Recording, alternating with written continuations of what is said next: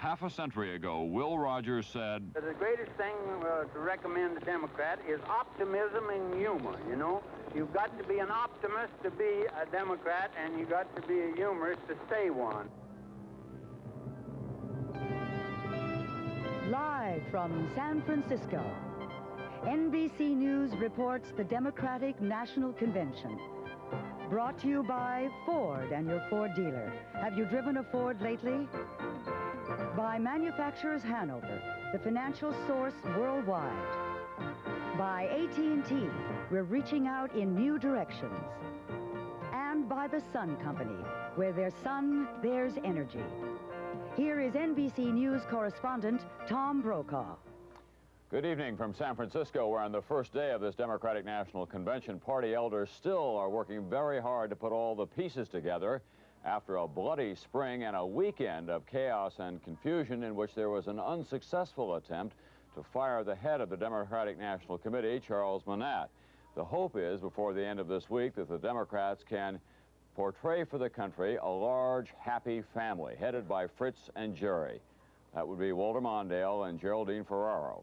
However contrived that portrait may be, all the family members are here, from the FDR generation to the children of Vietnam, the women, blacks, Hispanics, organized labor, the rich and the poor.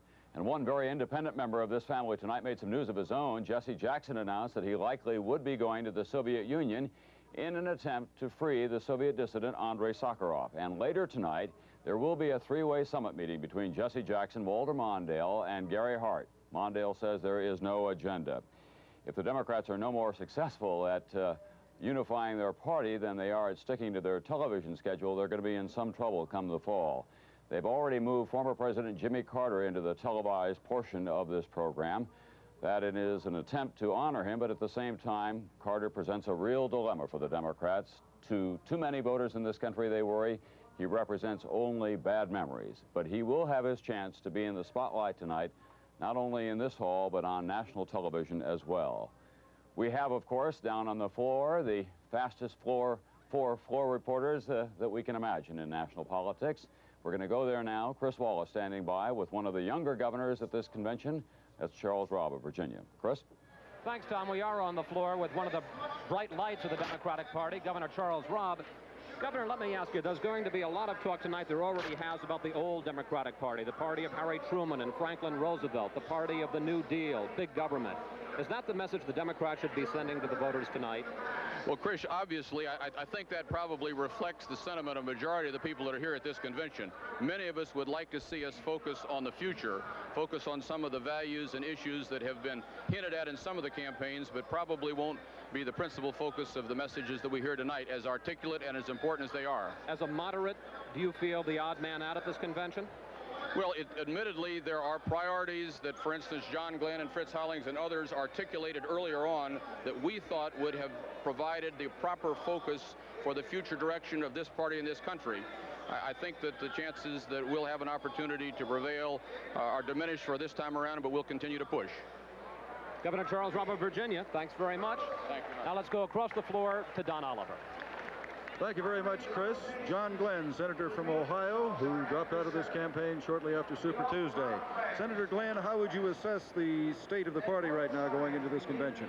Well, I think we can still come out of this very united. I think it was unfortunate that at a convention where we were going to stress unification, that we had some of the distress over who was going to be chairman there for a couple of days, but I'm sure we can survive that, and I doubt that 15 or 20 years from now, political historians are going to look back and see that as a determining factor in what happened this year, so I think we have that behind us. What about leading up to November? Does Burt Lance carry any baggage with him that is going to be detrimental to the... Well, there have been some speculation about that, and I don't know that that will happen at all. I think the nominee, who at this stage certainly looks like it will be Mr. Mondale, he wants to pick a chairman and with whom he can work, and apparently he has that kind of confidence in Mr. Lance, and so be it. Senator Jesse Jackson says that he may take a trip to the Soviet Union to negotiate on behalf of Sakharov. Do you see any dangers or pitfalls in that? Well, I do. If it gets into the situation you said, negotiate, that's a very key word. It's one thing to go as a tourist and to be invited by anybody in the Soviet Union. I think the current report is that it's Sakharov's stepdaughter. To go as a tourist and see people there is fine, but to negotiate is prohibited by law. And granted, the Logan Act has never been enforced, but I think some of the previous expeditions, whether it was to the Sandinistas in Nicaragua or with Castro in Cuba or with Hafez Assad, one of the butchers of the world in Syria, I wouldn't want to see some of those things repeated necessarily. Thank you, Senator. We have to go up to the booth now, and Tom Brokaw.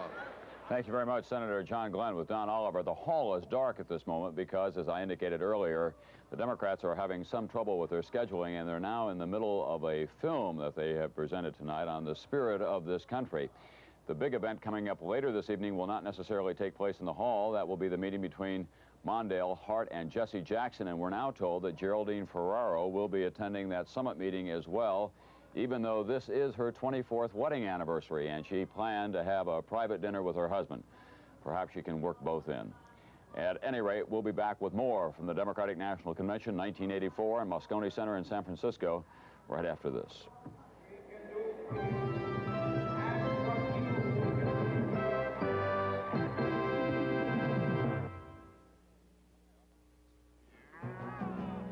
They call this cattle country. It's also where a lot of America's coal is. So when Sun Company built the Cordero mine here, folks worried about the future of the land. But Sun also developed this land reclamation center to make sure the land is properly restored. At Sun, we think putting our energy back into the land is just as important as getting it out. Where there's sun, there's energy.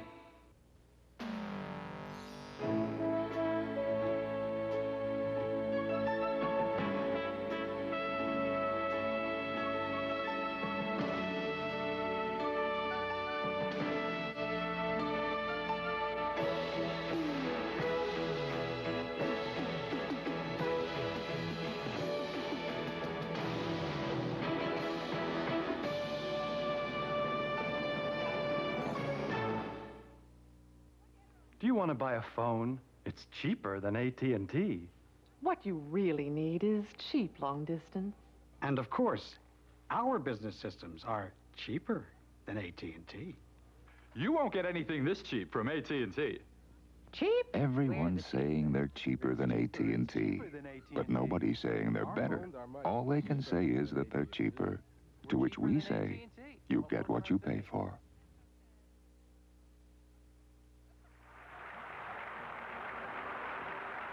We're back now for the 39th Democratic National Convention at Moscone Center in San Francisco, where the delegates gathered on the floor, more than 3,000 of them, currently are looking at a film of Harry Truman, and there will be a speech about Harry Truman from a young Arkansas governor with a message about the future in just a few moments.